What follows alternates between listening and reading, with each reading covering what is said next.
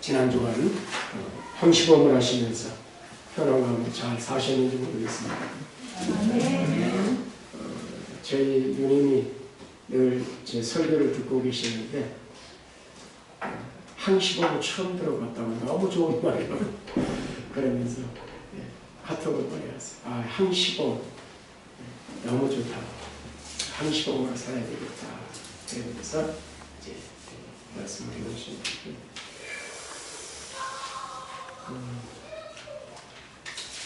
지난주 신문 뉴스를 보니까 중대본에서 한국의 방역 중대본에서 발표한 게 예배 중에 교회에서 예배 드리면서 코로나에 걸린 사람은 한 명도 없다. 기자들 불러놓고 신문 기자들은 계속 교회에서 그냥 난리치고 교회에서 그냥 민폐를 끼친 걸로 이렇게 중대본에서 그렇지 않다 하고 발표를 하니까 신문 기자들이 그냥 어리둥절해가지고 예배 중에는 발생한 게 없고 식사하고 또는 나로 집회하고 이러는 가운데서는 코로나가 확진자가 나왔는데 예배 중에 다 방역 수칙을 지키고 다 했기 때문에 예배 중에 예배 드리는 가운데 확진자는 없었다. 그렇게 발표가 됐거든요. 그래서 계속 교회를 공격하던 이 기자들이 또 이 일반인들이 좀 어리둥절해하고 사실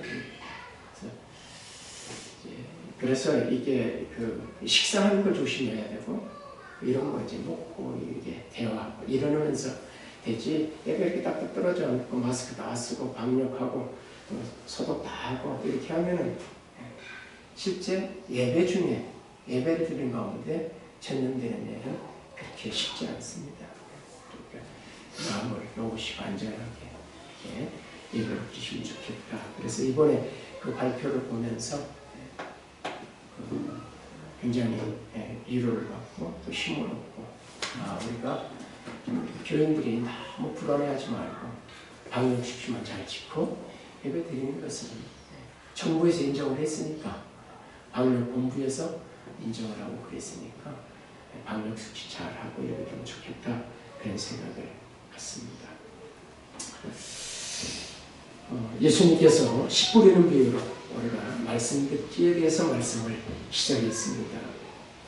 비유의 결론은 어떻게 말씀을 들을까 스스로 삼가하라고 말씀하셨습니다. 그 스스로 삼가하는 것이 무엇인가를 지금 구체적으로 좀 더 우리가 쉽게 이해하고 삶 속에 적용할 수 있도록 말씀들을 살피고 있습니다. 그래서 첫 번째 모델이 데살로니가 교회였습니다. 데살로니가 사람들이 어떻게 설교를 들었는가? 어떻게 들었어요? 사람의 말을 듣지 않고 하나님 말씀으로 들었다. 그 결과 어떤 결과가 나타났는가?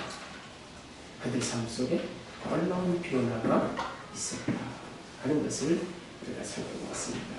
그리고 지난주에는 이 데살로니가 교회보다 훨씬 더 너그러운, 더 신사적인, 더 마음이 열리고 더 준비된 그런 사람들이 어디였어요? 베레아 사람들. 베레아 사람들. 그래서 제 친구가 여수에다가 여천의 교회를 개최해서 베레아 이름을 그렇게 짓고 그랬는데 베레아 아주 훌륭한 사람들이죠. 세상적으로 모르지만은 하나님 나라에서는 아주 훌륭한 사람들. 그들은 어떻게 말씀을 들었어요? 간절한 마음으로, 간절한 마음, 사모하는 마음으로, 그리고 말씀을 듣는 데서 그치지 않고 뭐 했어요? 상고했어요. 연구했어요. 묵상했어요. 이게 중요해요.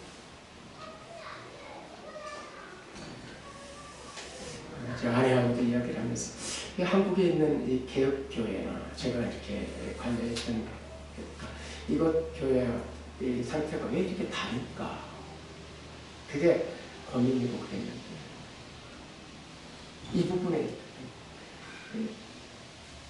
개혁교회의 특징이 주일 오후 예배는 언제나 하이델베르그 요리문답, 교리문답을 암송하고 교리문답을 1년 52주를 50일 맞춰서 설교해요.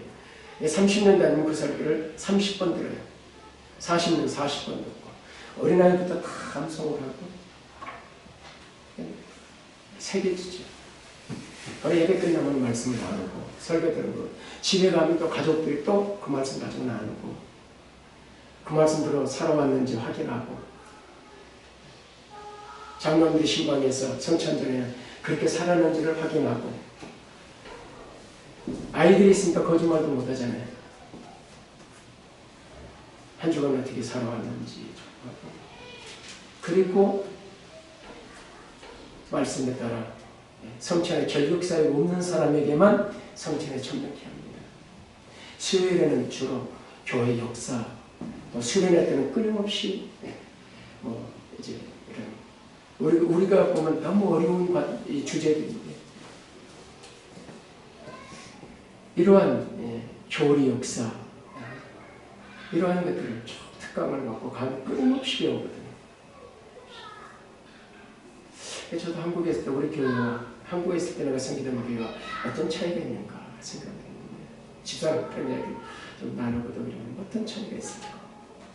한국에 끊임없이 가르쳤어요. 끊임없이 이렇게 하여튼 일주일 내내 돌아가는 교회 이게 제 목표였거든요. 이 건물이 아깝지 않냐. 일주일 내내 교회 건물과 돌아가죠. 그래서 사실은 저번에 제가 이 직분자를 세워야 되겠다 생각한 거는 직분자를 세워서 피택해 놓으면 교육 안 받을 수 없거든요. 안 받으니까 그 공부하다 안 오니까 그렇게라도 해서 어쩔 수 없이라도 안수입사 이제 이 피택해 놓고 장로 피택해 놓고 권사 피택해 놓고 피택자 6개월은 교육하게 돼 있으니까 교육하면 어쩔 수 없이 참석하잖아요. 그렇게라도 공부를 시키고 싶었던 거예요. 왜냐하면 그래야 관계가 맺어지고 배움을 통해서 여기는 관계를 맺을 기회도 안 생기고 배움에도 참여하려고 하지 않고 제가 새신자 이분들 그렇게 좀 하자고 시간 정하자고 그러고 좀 하자고 안 되거든요. 참 어려워요. 네, 말씀을 듣고 말씀을 배워야 되고 그리고 공부해야 돼요.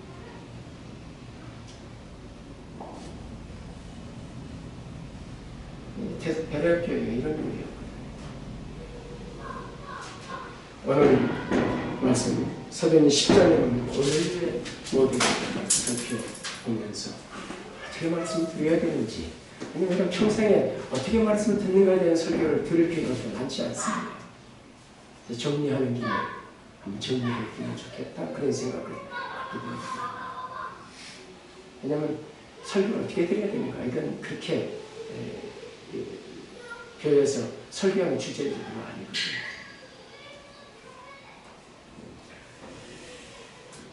오늘 이 사도행전의 핵심 구절은 1장 8절입니다. 부활하신 예수님께서 감람산에서 승천하세요. 그리고 이때 마지막 유언을 남기십니다. 그게 사도행전 1장 8절입니다. 오직 성령이 내게 임하시는 너희가 권능을 받고 예루살렘과 온 유대와 사마리아 땅끝까지 내 증인이 되리라 말씀하시거든요. 사도행전은 이 말씀을 쫓아서 사도들이 예루살렘에서 시작해서 사마리아 8장에 사마리아 성경입니다. 유대와 사마리아 나온 거예요.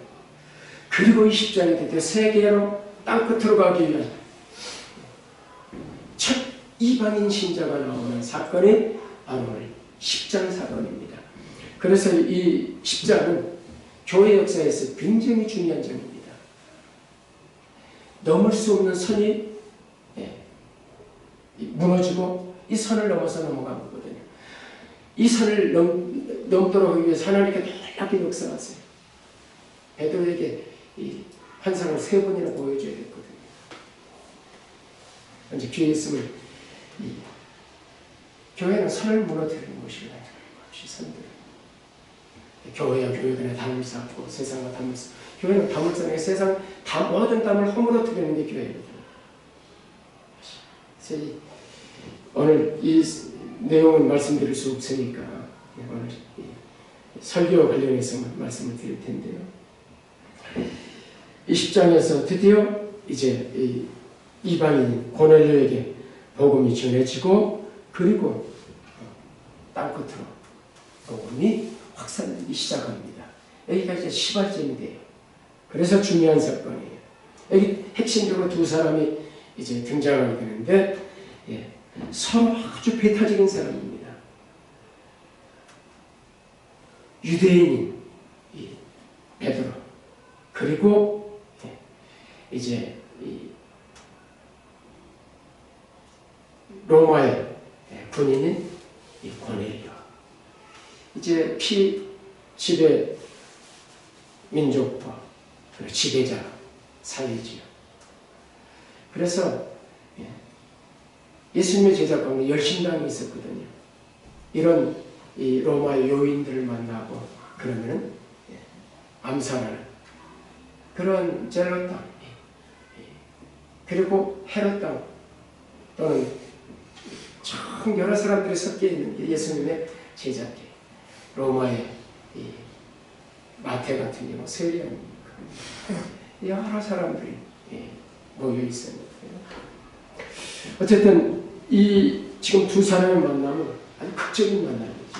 도저히 이제 이렇게 이루어질 수 없는 만남이 이루어지게 되죠. 10장 1절입니다. 가이사랴에 고넬료라는 사람이 있으니 이달리아 부대라 하는 군대의 백부장이라. 이 고넬료는 로마의 군이고 당시 로마 식민지인 유대에 파견된 군인이지요. 이달리아 부대라고 하는 부대 지휘관으로 100명의 부하를 거느린 백인대 대장입니다. 특별히 이달리아 부대는 그 성경에 보면 두 개 부대 이름이 나와요. 로마 부대. 그 중에 하나가 이달리아 부대인데 우리 뭐 청룡, 맹호 이런 부대가 있는 것처럼 이 이달리아 부대는 이탈리아 즉 로마 군인들로만 구성된 로마의 군인이 로마인으로만 구성된 게 아니거든요. 그런데 이 이달리아대는 이탈리아 로마 군인 사람들로만 구성된 군대예요. 아주 최정예 군대고 아주 이 부대는 특수부대지요.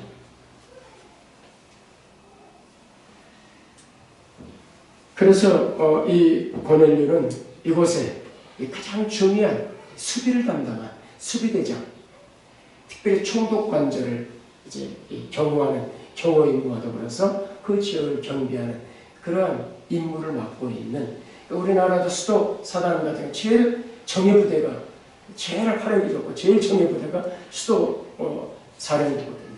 수도관들.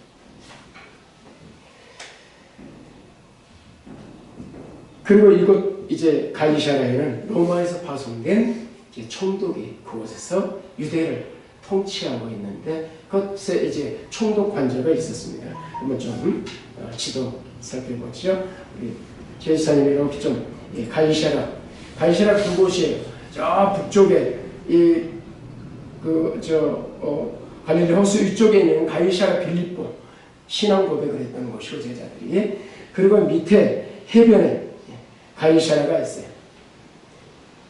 이곳이 이제 이 항구 도시인데 이 가이사랴 이 도시는 헤롯이 한 명이 아닙니다. 헤롯 대왕때예요. 그래서 주전 이제 22년경이죠. 그리고 10년까지 한 2년에 걸쳐서 이 도시를 만든 세계 최초에 만든 인공 도시입니다. 인공 항구예요. 세계 최초로 만든 헤롯이 성전을 지었고 그리고 이런 이 건축에 뛰어난 사람이었거든요. 그래서 이 항구 도시를 건설하고 그 이름을 로마의 황제 가이사 아구스토. 그래서 가이사랴라고 이름을 지은 거예요. 황제 이름을 따가지고 황제에게 충성을 맹세하는 표시로 저도 반석교회 파송을 받았기 때문에 와서 모든 교회 이름을 뭐라고 붙였어요? 반석교회, 게레트로 반석교회, 우량가도 반석교회, 산루이시 반석교회. 왜냐면 반석교회 파송 받았으니까 반석교회 이름을 붙였죠. 지금은 이제 파송교회가 파했으니까 제가 이름 붙이고 싶은 대로 은혜교회로 붙인 거죠. 그렇게 안 붙여도 꼭 그렇게 붙이라는 건 아닌데, 그래도 파송교회 파송받은 이 선교사로서 예의라는 게 있는 거거든요. 그래서 이 헤롯이 그래서 이곳 도시를 건설하고 그리고 이제 갈시아라 이름을 붙인 겁니다. 아주 아름다운 도시예요. 신약성에 등장하는 본디오 빌라도, 벨릭스, 베스도 이런 총독들이 바로 이곳에서 근무를 했습니다. 총독 관절 한번 보시죠. 물론 옛 모습은 아니지만은 그래도 이제 제가 이거 총독 관절 하나 찾는데 1시간 반, 2시간 가까이. 왜냐면 있는데 자료가 있는데 복사를 못하게 드래그를 못하게 딱 막아놨기 때문에 그거 찾느라고 사이트들을 다 좀 뒤졌어요. 그런데 시간이 안 걸렸어요. 이 그림 하나 찾는데 저 위에 있는 게 마을 바닷가에 다 저렇게 보이잖아요. 밑에는 조금 더 가까이 보는 거죠. 이게 총독 관절이에요. 저기가 로마의 총독들이 이곳을 이제 근무를 하면서 유대를 통치를 했습니다. 거기 발굴된, 지금도 이게 유적들이 발견되고 있는데, 빌라도 총독의 비문이 발견된 게 있었어요. 보시죠. 저 비문, 밑에 작은 글씨가 보이죠. 가이사랴에서 발견된 본디오 빌라도 비문에는 가이사랴에서 티베리우스 황제 시절에 본디오 빌라도가 근무했다는 것이 적혀 있다. 이 돌에 지금 그런 내용이 적혀 있는 겁니다. 그래서 이 학자들에 의하면은 이 본문에 등장하는 고넬리우스죠. 이 기원전 5세기부터 로마의 공화정 시대, 로마의 이 황제 혼자 독주하는 왕자 공화정이 있거든요. 그때 이제 집정관들이 세워집니다. 그래서 이 기원 5세기부터 로마 공화정 시대 대대로 집정관을 배출한 가문이 이 고넬류 가문이에요. 그래서 그 당시 로마의 집정관의 수 가운데 30%가 이 코넬리우스 가문에서 배출이 됐다. 그렇게 밝히고 있습니다. 그러니까 이 코넬리우스 가문은 굉장히 세도가죠. 명문가 출신, 오늘날은 금수저 출신이에요. 제가 이걸 왜 말씀드리냐면 앞으로 말씀드릴 때 지금 베드로와 지금 이 고넬료가 얼마나 신분의 차이가 있는가를 말씀드리려고 좀 이런 자료를 찾은 거예요. 이렇게 큰 능력을 가지고 있는 대단한 배경을 갖고 있는, 뒷배를 갖고 있는 그런 고넬료입니다. 그가 보기에는 식민지체의 백성으로 정치인도 세도가도 유명인도 아닌 어부 출신의 무명한 베드로를 맞이하게 돼요. 사람을 보내서 베드로를 자기 집으로 초청을 합니다. 당시 베드로는 가이사랴에서 50km 정도 아래 떨어진 한 100리 정도죠. 항구 도시 욥바에 머물고 있었습니다. 다비다를 살리기 위해서 욥바에 갔었거든요. 그래서 욥바에 머물고 있었는데 아마 요나서를 수요일에 공부하는 욥바가 기억나십니까? 욥바가 어떤 곳이죠? 하나님의 말씀, 니네에게서 말씀 전해라 그랬더니 불순종은 요나 1장에 나오지. 니네로 가지 않고 어디로 가지? 다시스로 가기 위해서 이 욥바 항구로 가서 배를 타요. 바로 그 욥바예요. 사도행전 9장 43절 10장 5절에 보면 베드로가 욥바 여러 날 있어 시몬이라는 부두장의 집에 머무니라. 피장의 집인데 무두장. 이 피형 만드는 그 장인의 집입니다. 5절 내가 지금 사람 욥바로 보내어 베드로라는 사람 시몬을 청하라. 이렇게 나왔죠. 욥바가 어디 있는지 한번 보십시다. 이렇게 펜으로 가르쳐 주세요. 그래서 이 욥바 위에 가이사랴 있고 밑에 두 번째 이 항구 도시가 욥바. 지금은 바로 그 옆에 벤구리온 항구 그 공항이 예루살렘의 공항이 예루살렘은 떨어 있고 바로 옆에 있죠. 옆바가 바로 옆에 있는 곳이 이제 벤 구리온 공항 바로 옆에. 여기서 지금 옆바에서 가이사랴까지 한 50km 정도 거리가 됩니다. 베드로는 말씀을 전해달라는 고뇌로 초대를 받아서 이 옆바에서 곧 가이사랴로 가게 됩니다. 유대인인 베드로가 이방인, 그것도 자기 나라를 침탈하고 속국으로 삼아서 총잡은 유대인들, 그래서 유대인들의 이 로마인들이죠. 유대인들이 가장 미워하고 싫어하는 사람이 우리가 일본을 미워하듯이 괜히 일본 하면 말이죠.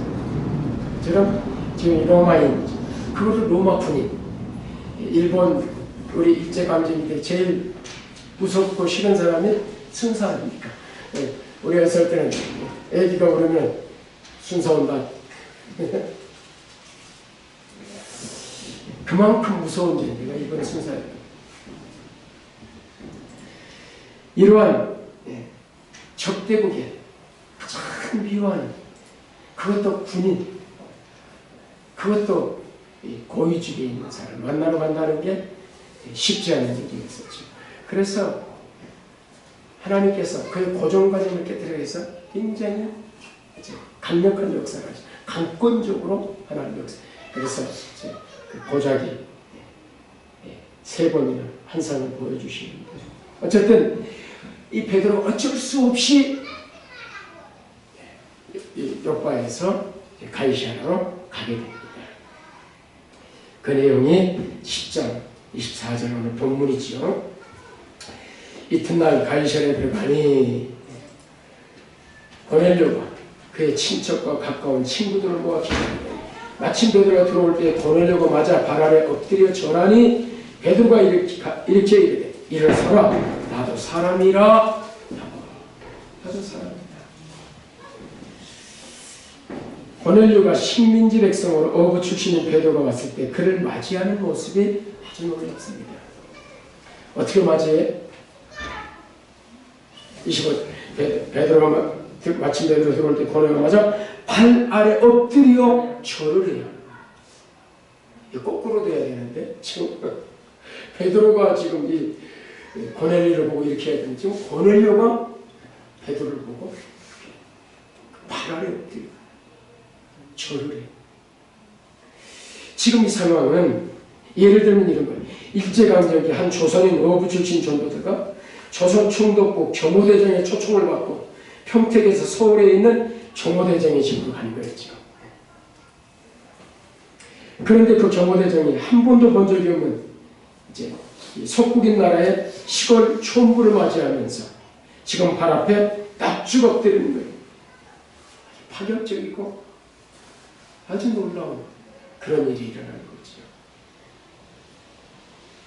제가 한국에서 올 때 가져온 소설책이, 그리고 후편을 보기 위해서 또 한국에서 제 친구 목사님 그 사서 좀 붙여달라고 그런 유일한 책이 조정래 씨의 책들입니다. 조정래 씨의 책을 참 아주 재미있게 읽고 그랬는데, 그중에 아리랑은 일제 점령기의 그 상황을 기록한 거죠.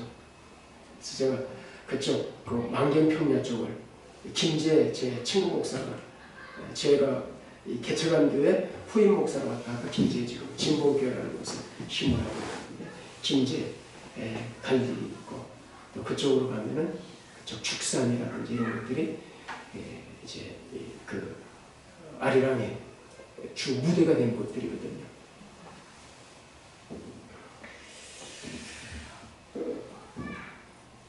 그 소설을 보고 속이 그냥 뒤집혀요. 이 일본 순사들, 그 일본 순사에 보조하는 이 한국 사람들이 얼마나 터세를 부리고 땅을 빼앗았는지, 죽상면 전체를 먹어버리려고 그랬었거든요.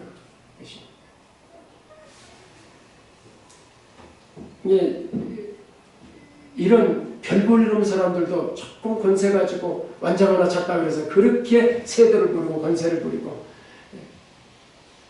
어린 민족들 짓밟았는데, 지금 이 고넬료는 신분에서나 가문에서나 이 식민지 백성의 어부 출신인 베드로와는 비교가 안 되는 그런 신분 아닙니까? 그런데 이 고넬료가 왜 이렇게 이런 하찮은 베드로에게 이렇게 깍듯이 되었는가? 이렇게 깍듯이 비굴할 정도로 드려봅니다. 33절에 답이 나옵니다. 33절. 그래서 33절 본문이죠. 내가 오늘 곧 당신에게 사람을 보내는데 오셨으니 잘하였나이다. 이제 우리는 주께서 당신에게 명하신 모든 것을 듣고자야 다 하나님 앞에 있나이다. 지금 고넬료는 원래 이렇게 이야기를 해야 돼요. 이제 우리는 주께서 당신에게 명하신 모든 것을 듣고자요 다 베드로 당신 앞에 있나이다. 그렇게 말해야 돼요. 그러잖아요, 상황이. 저 베드로 앞에 있어요. 우리가 지금 당신 앞에 있습니다. 말씀해 주세요. 이렇게 이야기해야 돼요. 그런데 지금 우리가 베드로 앞에 있다고 말하죠. 누구 앞에 있다고 그래요? 하나님 앞에 있나이다 그래요. 이게 굉장히 키워드예요.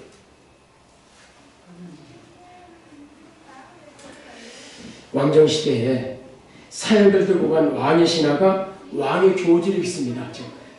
그 사역목하고 좀 교지를 갖고 와서 이제 금부도사가 지금 읽는 거죠. 그럴 때 이 신하는 어떻게 합니까? 그 교지를 마치 왕으로 생각하고 삼배절을 하지요. 성은이 만극하게이다. 사역받으면서 그러잖아요. 물론 누구 잠입이니까 누구처럼 뿌리치고 이런 사람도 없지 않아 있지만 대부분은 충실한 신하들은 사역도 성은이 만극합니다 하면서 삼배절을 하고 네, 지금 이 교지와 교제를 갖고 와서 누구로 보는 겁니까? 왕으로 보는 거지. 그리고 왕궁을 향해서 삼배절을 해요.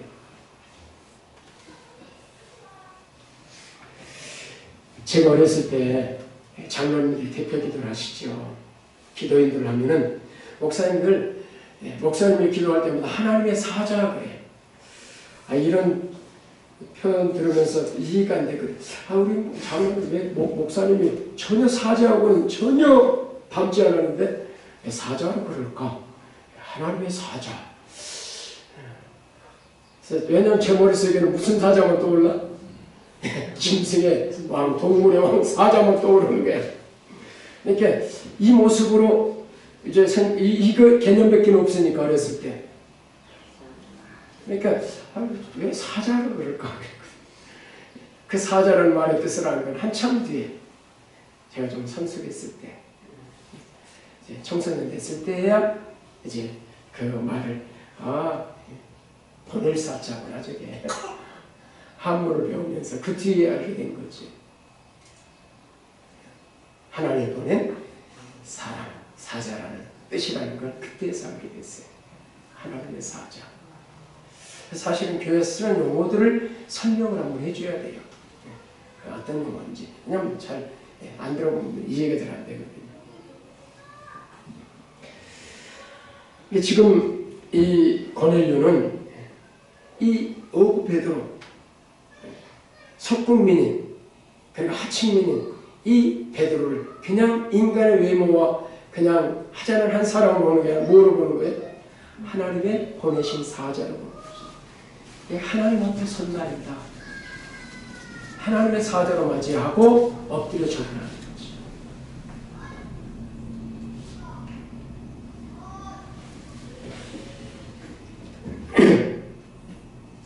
여러분들이 설교를 들으면서 설교하는 목사를 어떤 사람으로 대하는가 이게 중요해요. 교인들 설교하는 목사의 나이나 실력, 인격, 품성, 음성 이런 게 중요한 게 아니라 그가 지금 하나님이 자신의 말씀을 들려주기 위해서 하나님께서 나에게 보낸 자, 사자, 하나님의 사자로 보고 있는가.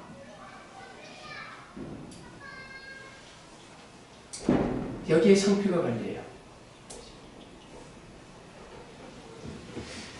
이제 거리가 무너지는 시대 아닙니까?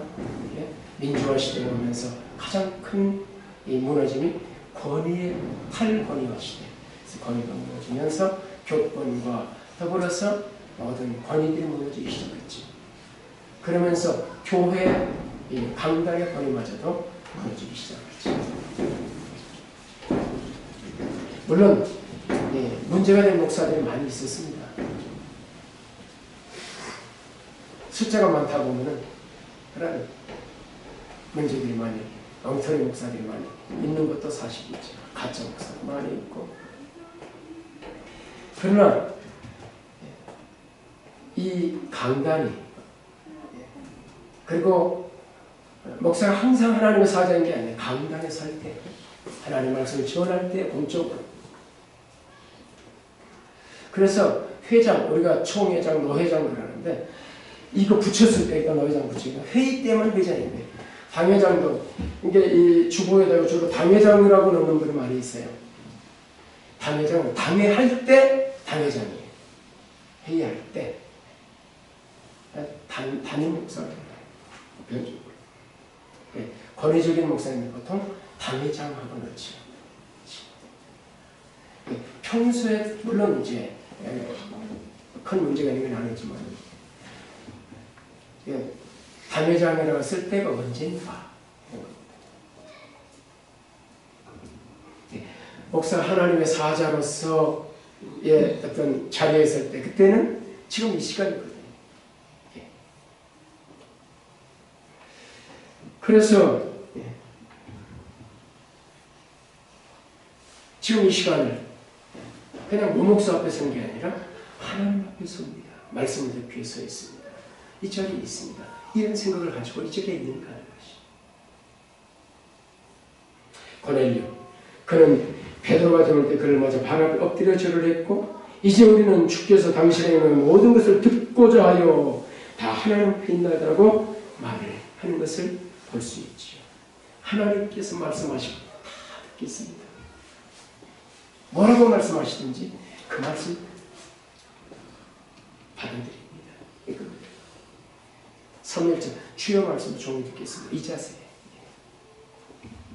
얼마나 겸손하고 겸비한 태도입니까? 설교를 들으면서 이러한 겸비한 자세, 겸손한 자세가 필요한 것이죠. 이게 설교 듣는 자세예요. 설교를 듣는 평가하려고 듣지 마시고, 여러분들은 설교를 듣기에 부름받았으니 설교를 듣기에 이 자리에 있어야 하는 것이 겸비한 자세. 이러한 자세의 태도를 가질 때 대성의 사람처럼 바울의 설교를 사랑을 받지 않고 하나님의 말씀을 받을 수 있습니다. 그리고 이렇게 들어야 베레아 사람처럼 간절한 마음으로 사모하며 말씀을 받을 수 있어요. 겸비한 자세. 이렇게 말씀을 듣는 것이, 예수님은 어떻게 들을까 삼가하라, 삼가하며 말씀을 듣는 것입니다. 지금 여러분들 어떻습니까? 고넬료 지금 말씀을 전하는 목사를 하나님의 사자를 겸비한 자세, 하나님 앞에서 말씀을 듣고 있는가 하는 것이죠. 말씀을 들으면서 또 하나 고넬료를 통해서 배울 수 있는 게, 말씀을 듣게 준비하는 것이 준비, 겸비함, 준비함. 24절 보세요.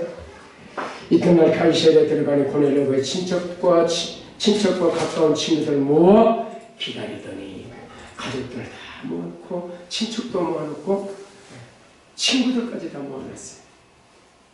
그리고 기다리고 있어요. 기다린다. 말씀을 듣기 위해서 모든 준비를 다 마쳐놓은 거예요. 고넬료 때문에 베드로가 다 준비해놨어요. 지금 영상으로 예배를 드리니 영상으로 말씀을 듣고 계시는데 모든 준비를 잘하고 계시는 거죠. 끊임없이 강구를 하고 말씀을 드리고 기도하고 그러는데, 주일에 입으로 집에서 예배 드리니까 교회 나올 때처럼 복장을 어떻게 하고 있는가 궁금해요. 그래서 좀 보자는 거예요, 줌으로. 근데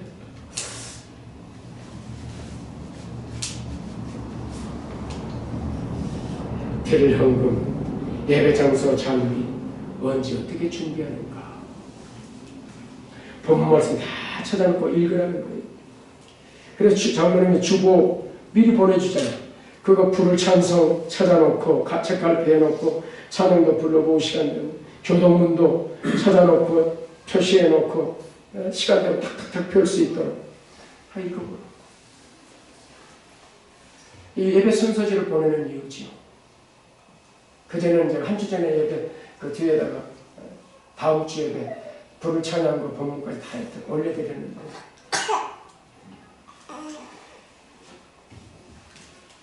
그리고 예배를 위해서 예배 전에 예배를 위해서 설교하는 목사를 위해서 찬양인도자, 반주자, 기도인도자, 헌금위원, 광고위원, 영상 담당 이런 모든 예배위원들을 위해서 그리고 함께 예배드리는 교우들을 위해서 기도해야 되잖아요. 한 주간의 삶을 동안 회개하고 그러면서 이 자리에 미리 와서 예배를 드려야 됩니다.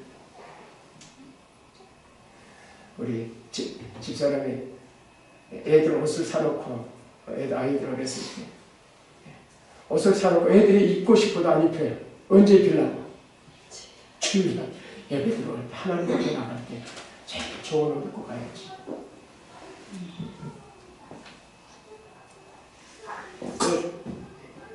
교육적인 목적이지. 항상 헌금은 미리 다 준비해놓고 지금도 봉투 다 준비해놓고 주되면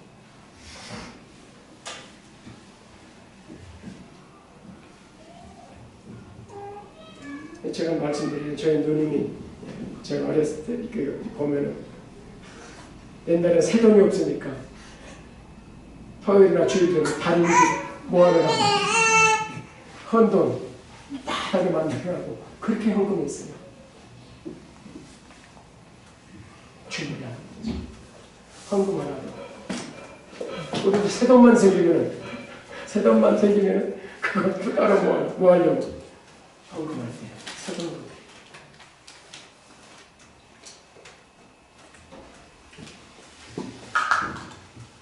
우리 예전에 10시 10분, 30분 전에 초종을 쳐요. 초종 치면 그때 오는 게 아니에요. 그때 장로님의 공각 공부가 시작돼요. 교인들이 다 와 있고 장로님이 공각 공부, 부목사가 되지 공각 공부. 없는 부목사가 뭐 다른 곳 부서 설교하러 주로 장로님이 그걸 맡거든요. 공각 장로님 기억나십니까? 그리고 이제 제종 땡 치면은 예배가 시작돼요. 저희 기억이 예배당 땡 치면은 치면은 빨간 이렇게 해가지고 딱 막아놔요. 이렇게 들어 좀 하라는 거예요. 제종 치면 땡 치면 시간 딱 11시 되면 못 들어. 그래서 쪽문으로 들어가요. 어느 교회는 아예 그냥 못 들어오게 하는 게 있고 어느 교회는 별실에서 TV 연결해놓고 거기서 예배 드리고 너희 예배 시간 늦었으니까 본당에 들어오지 마라. 우리 지금은 그저 저렇게 보고 있어.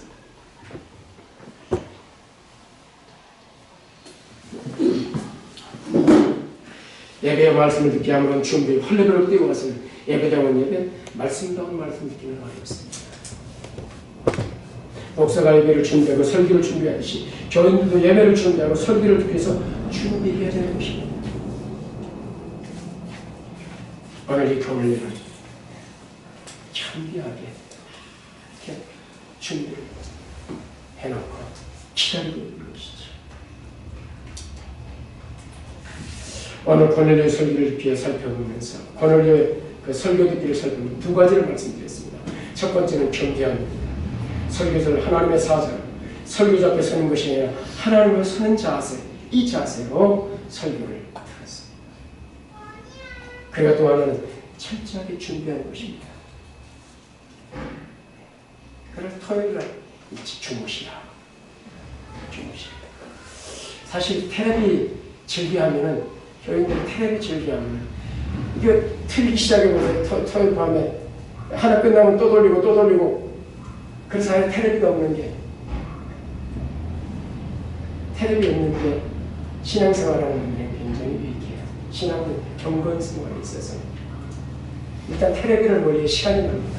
텔레비를 가까이 하고 드라마, 영화를 가까이 하다 보면은 경건시간 할 시간이 없어요. 실제로. 제가 한국에서 우리 교회인들 테레비를 장롱에 집어넣고 훈련받고 말씀을 듣다 보면 아 이게 아니구나. 경건생활을 하려면 집어내야 되겠구나.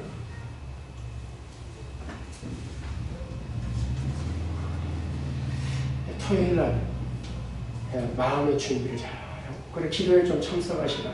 시간을 제가 줄여야죠. 좀 시간 줄이면 좀 참석할까. 왜냐하면 그때 그래도 한번 오면 준비가 되거든요.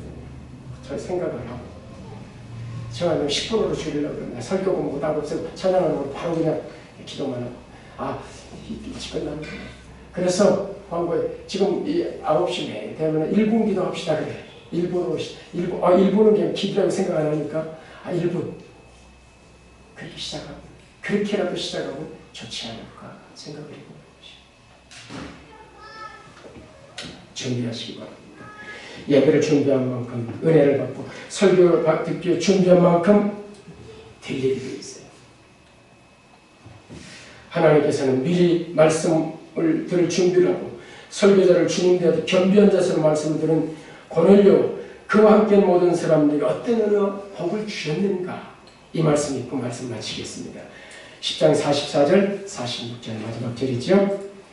베드로가 이 말을 할 때 성령이 말씀되는 모든 사람이 내려오시니 베드로와 함께 온 할례 받은 신자들의 이방인에게도 성령 부어주심으로 말미암아 놀라니 이는 방언으로 하나님을 높임을 들음이로라. 감사합니다. 고넬료와 그 함께한 사람들이 겸비함으로 준비하고 이처럼 예배하고 말씀을 들었을 때에 이런 성령의 강력한 역사하심, 성령의 임재하심과 역사하심과 놀라운 기사와 이적들을 체험하며 하나님의 능력의 손길을 체험했습니다. 하나님의 놀라운 은혜와 복이 인해서 구원받는 사건이 일어나고 생명의 역사들이 일어났습니다. 하나님, 우리에게 이런 일이 일어나도록 축복해 주옵소서. 고넬료처럼 말씀을 듣게 해 주옵소서. 예수님의 귀하신 이름으로 감사하며 기도하옵나이다. 아멘. 1장